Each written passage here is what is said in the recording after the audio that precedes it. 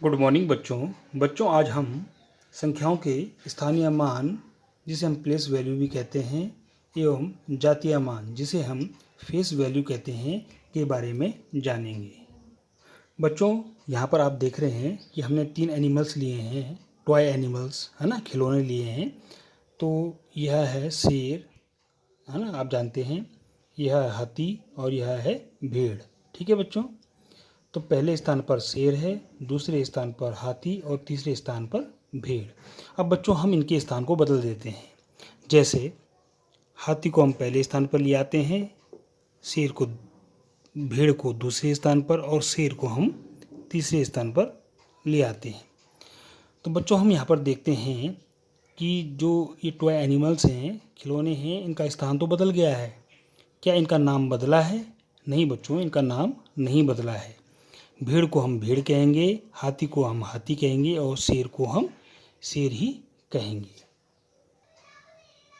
अब बच्चों हम यहाँ पर देख रहे हैं कि हमने 3 संख्याएं ली हैं, 8, 5 और 6।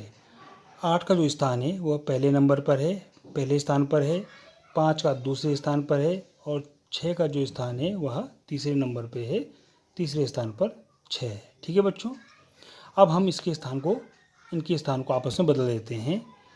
8 के स्थान पर हम 5 को ले आते हैं और 5 के स्थान पर 6 को और 6 के स्थान पर हम 8 को ले आते हैं।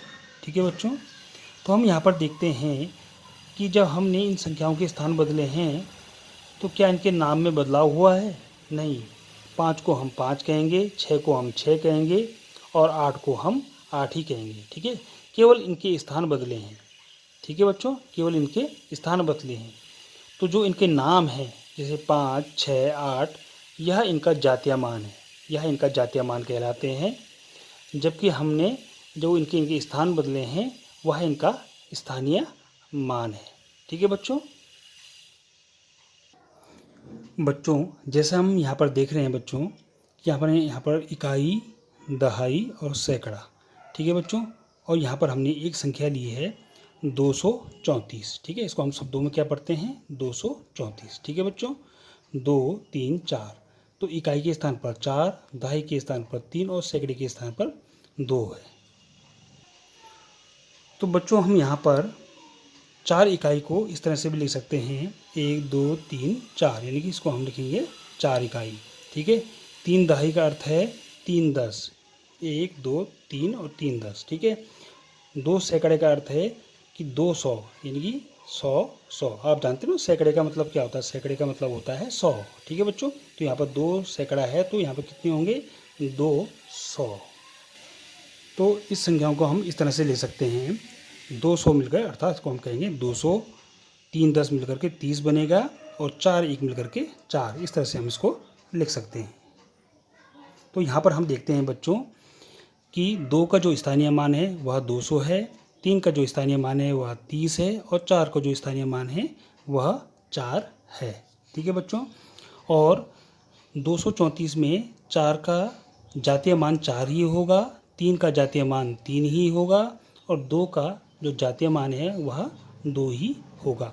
तो विस्तारित रूप में बच्चों हम इसको लिख सकते हैं इस तरह से,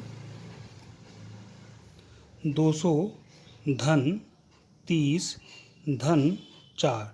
तो यह इस संख्या 234 का विस्तारित रूप है। अब बच्चों मैंने पहली वाली संख्या में बदलाव कर दिया है, वहाँ पर 234 लिया था, अब हमने 342 ले लिए। तो 342 में 2 इकाई का अंक है, 4 दहाई का और 3 सैकड़े का अंक है।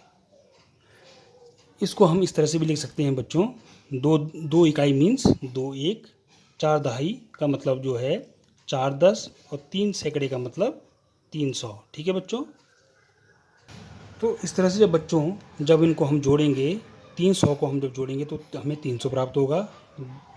जब 10 4 को हम जोड़ेंगे तो कितना प्राप्त होगा? 40 प्राप्त होगा। और जब 2 1 को जोड़ेंगे तो हमें 2 प्राप्त होगा।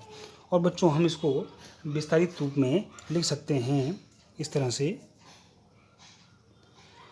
300 धन 40 धन 2।